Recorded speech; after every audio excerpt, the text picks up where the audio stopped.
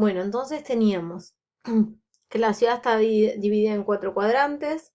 A su vez, dentro de cada uno de esos 4 cuadrantes, la ciudad se organizaba en barrios.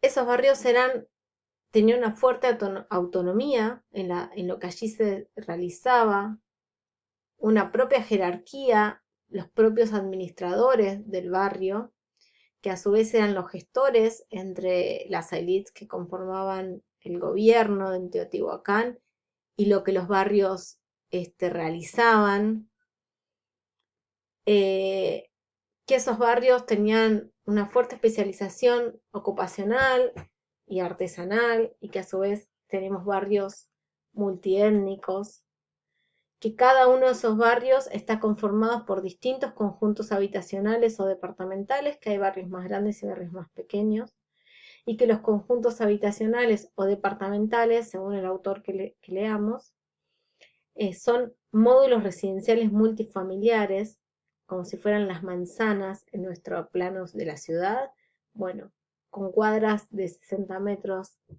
de largo, pero que estaban rodeadas por grandes paredes y que no tenía en general dos lugares de ingresos, y que al interior lo que habían eran residencias multifamiliares, es decir, vivía más de una familia al interior de esos conjuntos habitacionales, con sus propias plazas, con sus propios altares, con sus propios objetos de culto, con la organización que ellos deseaban sobre cómo organizar ese espacio.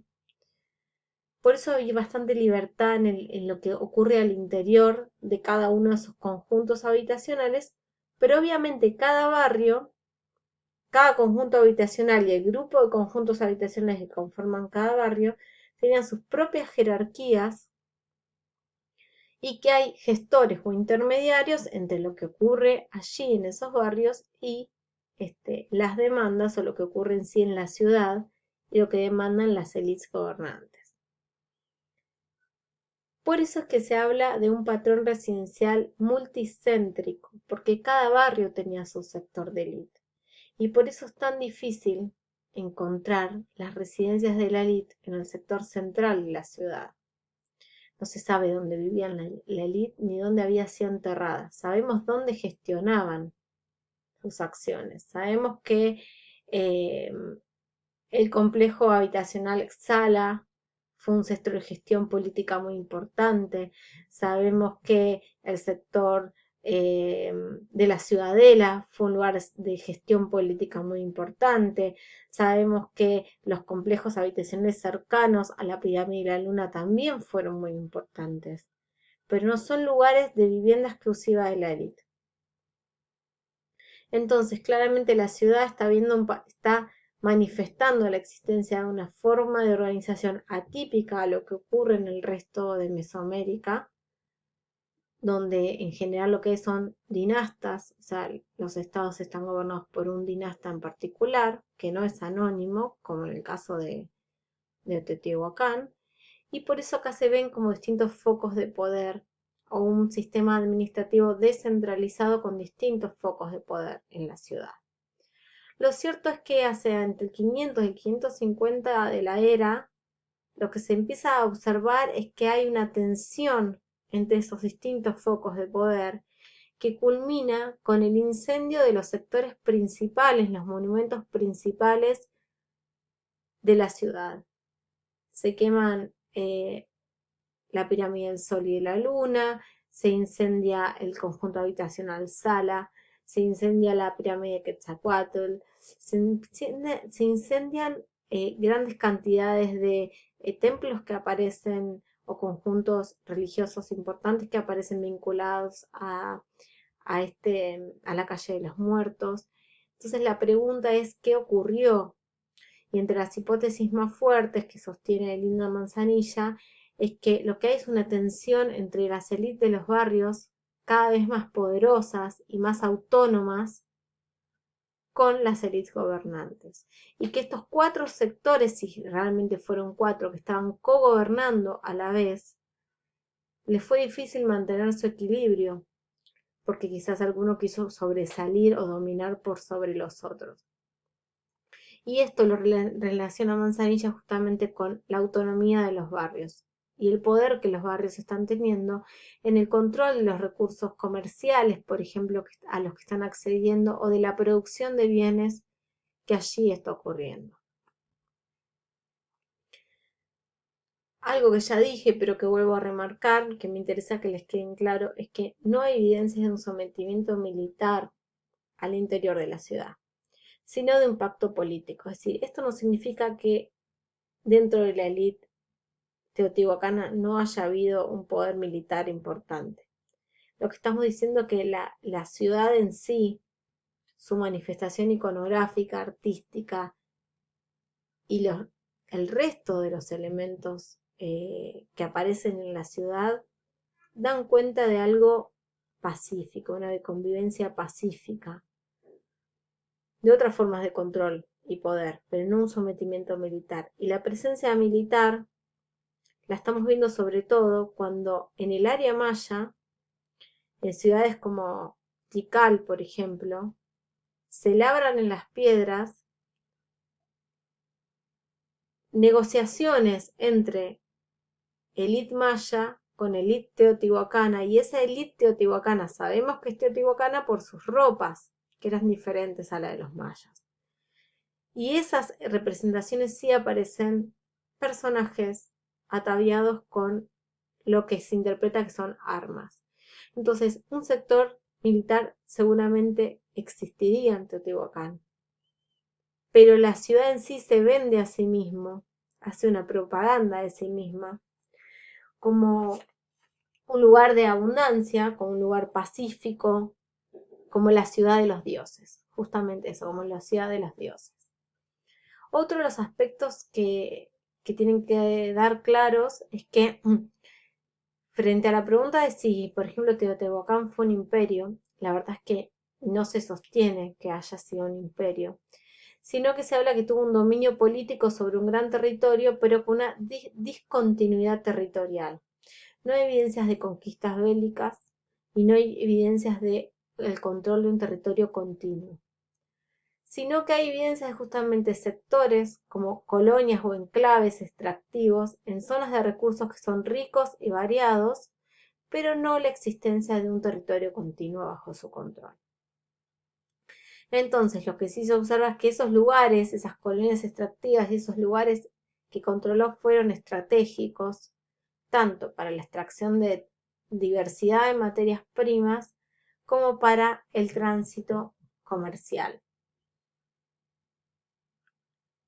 Entre los elementos que se discuten, más allá de obviamente, esta cuestión de la tensión política y las claras evidencias de incendio intencional y destrucción intencional de objetos que representan el culto en Teotihuacán, la pregunta que está detrás es por qué, más allá de está bien el poder y la autonomía de cada uno de los barrios, pero ¿qué ocurría también en otros aspectos?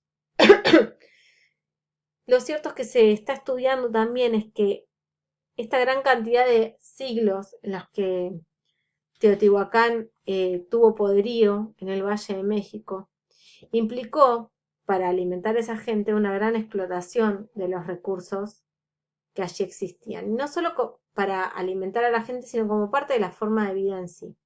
Por ejemplo, todas las casas, los conjuntos habitacionales y los lugares de culto en Teotihuacán, más allá de que estén hechos o con tierra o con piedras, sus muros luego eran recubiertos con cal. La cal se obtiene a partir de la quema de una piedra que es la caliza. Para obtener la cal hay que tratar esa materia prima y quemarla. Para poder quemarla hay que acceder a combustible. Y ese combustible era extraído de los bosques de pinos y de otro tipo de plantas y de árboles, arbustos que había en la zona. Entonces, en realidad lo que se observa es que se usó gran cantidad de madera, no solo para la construcción y los techos de las viviendas, sino para la quema y la producción de cal, y que esto a la larga, después de 5 siglos, diezmaron gran parte del terreno, y esto tiene que haber repercutido también en la vida cotidiana de la gente. Y tiene que haber sido también un factor de tensión o de origen de tensiones, más allá de las tensiones internas por la autonomía que cada barrio estaba teniendo.